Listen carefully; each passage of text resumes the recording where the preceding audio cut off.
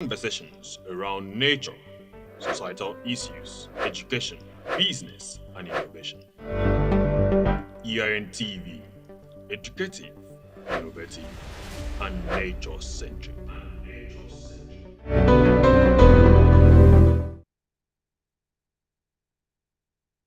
Good evening to you. My name is Eddie Singing and welcome to Environmental Resort on EIN TV. First, I would like to apologize. We're supposed to be having a guest today on the show. We're supposed to be talking about the importance of integrating climate education into our school curriculum. But unfortunately, due to technical issues, we could not have her today. But I promise on Monday, rather, by 4:30 p.m. Nigerian time or 4:30 p.m. GMT plus one, we should be able to have that conversation with Kaboji Muhammad rather, and it promised to be quite educative and of course it's going to bring to the fore issues of concern and a whole lot of other components. Do not forget, I had um, I had shared some, very interesting experience some time ago, and I had made a promise to that I was supposed to be bringing you live update from Nairobi, but unfortunately, due to how tight our schedule was, and of course how engaging it was, that we could not create time. We just had to do that little we could do about that time. So my sincere apologies. So while we anticipate Kaboji on Monday, I would just like to bring our attention to a few other issues that I think are pertinent, and it has to do with our environment, particularly in the Niger Delta region of Nigeria, where there's been issues of concern. I remember that we had the first oil spill in this region, I think in about and when we had the Pensaro story and all of that. And with because of the activities of the IOCs, as the international oil companies, there's been series of concern. There's been a serious environmental degradation. There's been biodiversity loss. There's been a whole lot of threats to aquatic life and of course livelihood of the people, and even the lives of the people has been under threat because a couple of them, if not a lot of them, have passed on as a result of disease that they are dead as a result of a polluted environment. But something quite funny, quite sad, not funny actually, quite sad happened about last month on the 7th of July, and it was an interception, a very beautiful, supposedly beautiful encounter where a ship laden with about 800,000 liters of crude was intercepted by a private a security outfit engaged by the Nigerian National Petroleum Company Limited, NNPCL, if I got the other name right. And yes, you've intercepted this vessel with stolen crude. What would have been the next action? Would it have been, we've been talking about the impact of climate change. There's been series of policies. There's been series of agitation, advocacy here and there. There's even activism, and all of a sudden there was a destruction of that ship with 800,000 liters of crude spilled into the ocean. Now let's not even talk about the impact of the crude being spilled into the ocean, into the water bodies. Let's talk about the impact of action, because I understood that the device was that the ship being bombed. Let's talk about that. Let's talk about that. How about that? What happens to the aquatic life? Do we really take cognizance or care about these other organisms in our environment? How about the people living in our environment?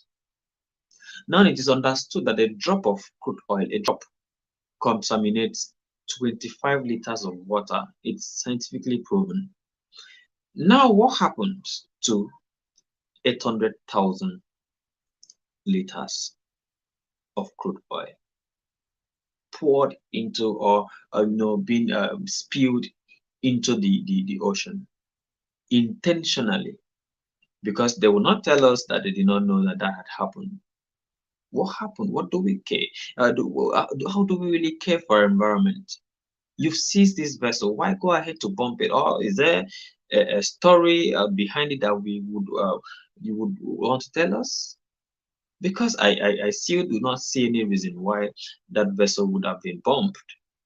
But then it has happened. So how do we remediate? We are talking about high remedy, we're going to clean up, and this other one is happening. What happens to the aquatic life? What happened to the mangrove ecosystem?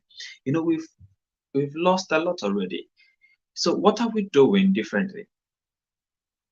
And that calls for questions. Tons of questions begging for answers. But who will answer us? Because the authorities involved are not saying anything for now, so long I'm concerned, to say that even if they are saying anything, what are the actions? About last year, we had I think about last year or 2020, when we had the Bonga spill, where we lost tons of biodiversity, including, to save the artisanal folk in the Nigeria, and of course, which saves the entire Gulf of Guinea.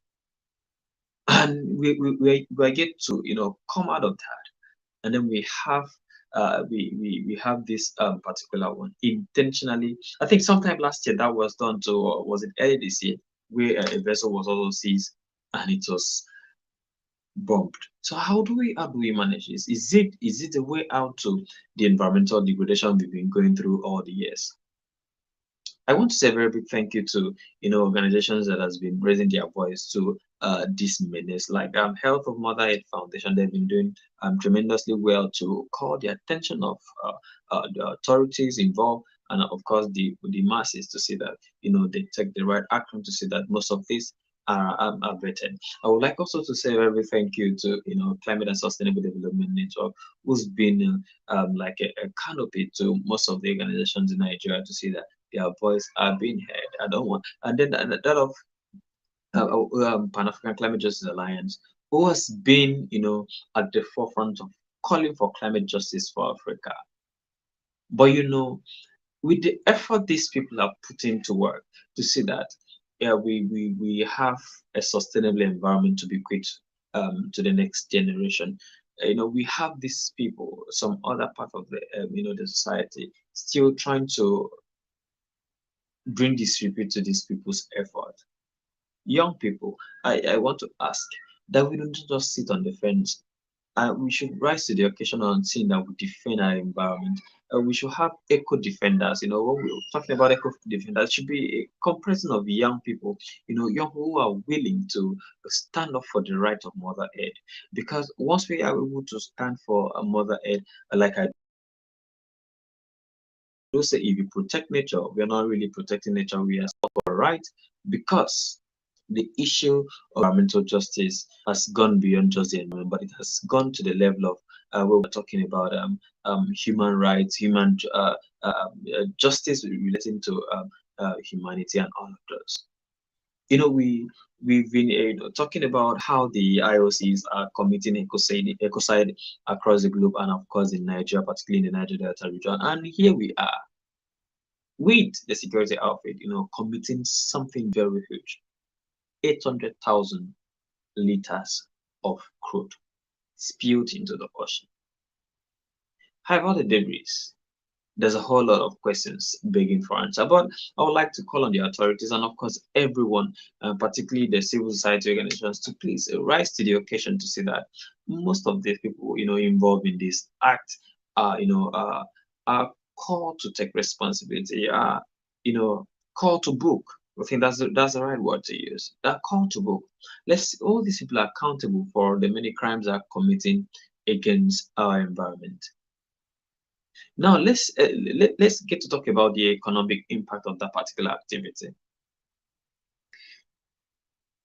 And there are other consequences apart from the economic aspect of it. What about the health implication?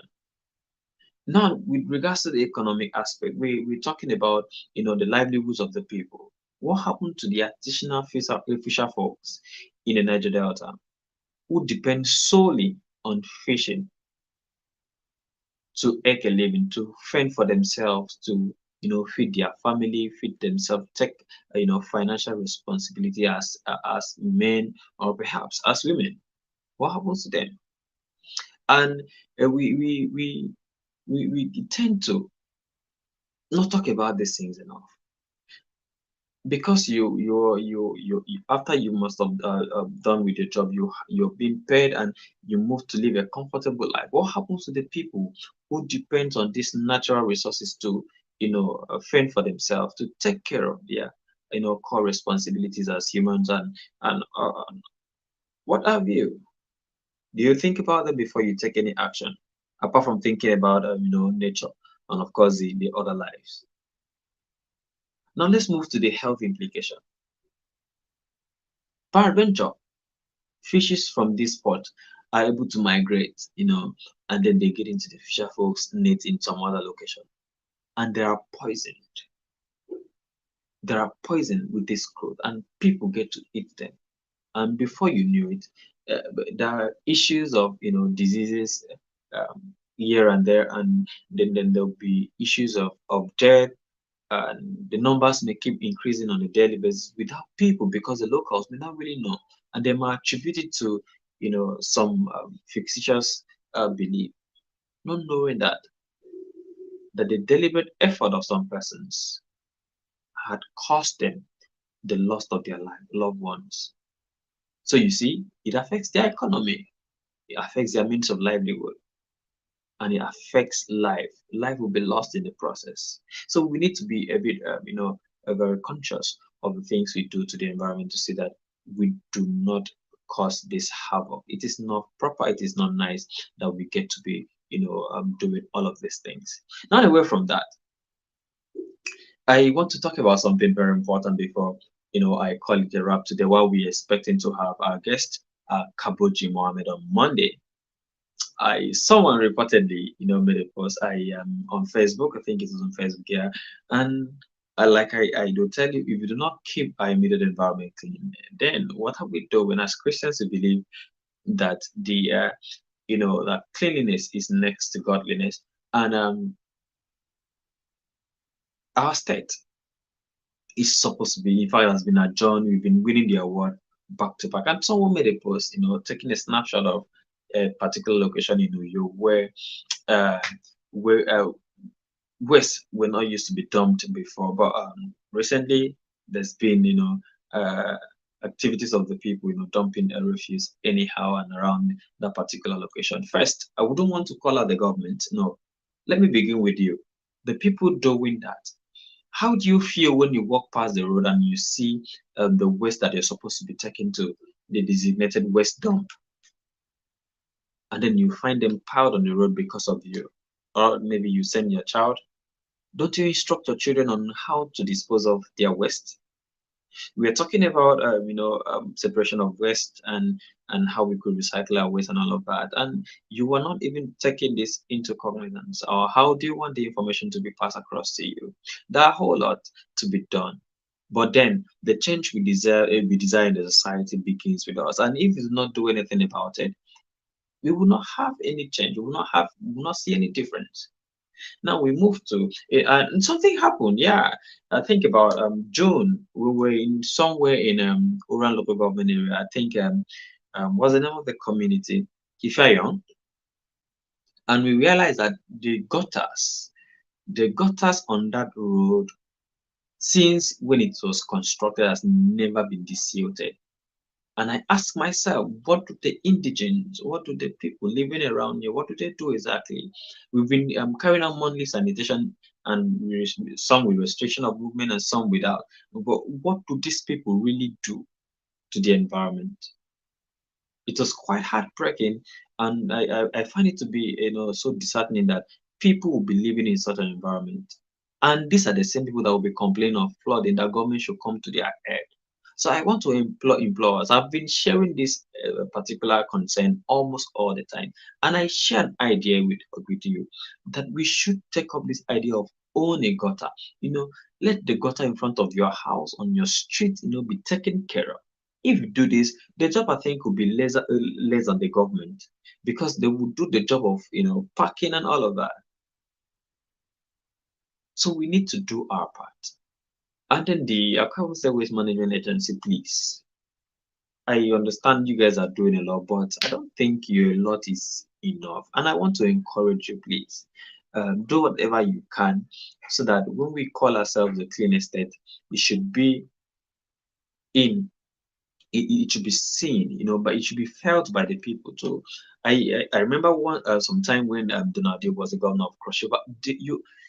You don't have, I don't know how hardened you would be that you will, after drinking water, you throw out the sachet anyhow, or even eat banana and throw out the peel. Banana peel is biodegradable, but you don't throw it out carelessly about that time. But what has changed between that time and now that people do not build that consciousness? Do we still have environmental police? What are they doing? Environmental officers, what are they doing? All of us, we need to rise to the occasion of saying that we lead a sustainable lifestyle and we have a beautiful and clean environment. There are places that when you go to, you will have a cultural shock. Sometime last month, I was in a particular location and I discovered in that city, not in Nigeria though, that there was no nylon. If you're going to a supermarket to buy a thing, or even a smallest shop by Mama Nkechi or a Kayatobon, you have to go there with your shopper's bag, or you buy another one.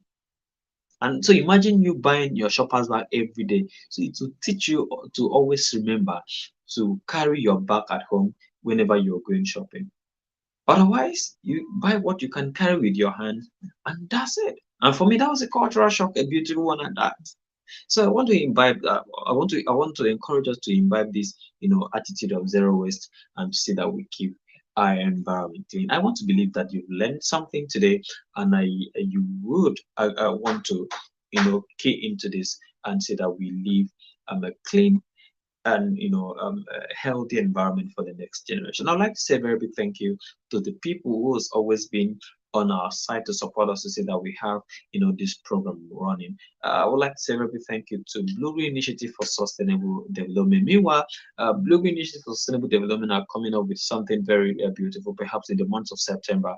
So you should be looking out for it, and we've been seeking for your support and of course your attendance to your participation, and we're looking forward to to having you in that meeting. And then thank you so very much to Climate and Sustainable Development Network, who's been a rock solid network and coverage to see that we have this program running back to back. Thank you so very much. Thank you to Pan African Climate Justice Alliance and every other person who has been on our side, on our support system, to see that we have always this program running. I would like to say a very big shout out to Mr. Kemini Jacobs. Kemini Jacobs has been a fantastic fellow. He's been, one of our strongest alliance and technical support team. Thank you. And thank you to Inyebong who has been, working assiduously to see that we have a functional website for Global Initiative for Sustainable Development. And thank you to our communication lead, barrister in equity. Yeah, I think that's how to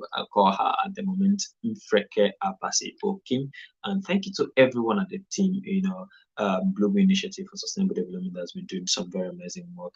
Our gender lead, Basit Kemendu Nobon, thank you so very much. Thank you to our Director of Research and Documentation, Ekemini Sien. Thank you. And thank you to all of our volunteers. We are sincerely grateful. And with this, we'll call it a wrap for today on environmental research. I want to encourage you once again, please do your best to keep your environment clean. Do not forget, cleanliness is next to godliness. We love you and we wish you that you live the best of life out there. Good night from me. My name is Edion Singing and Dunabong. Bye-bye.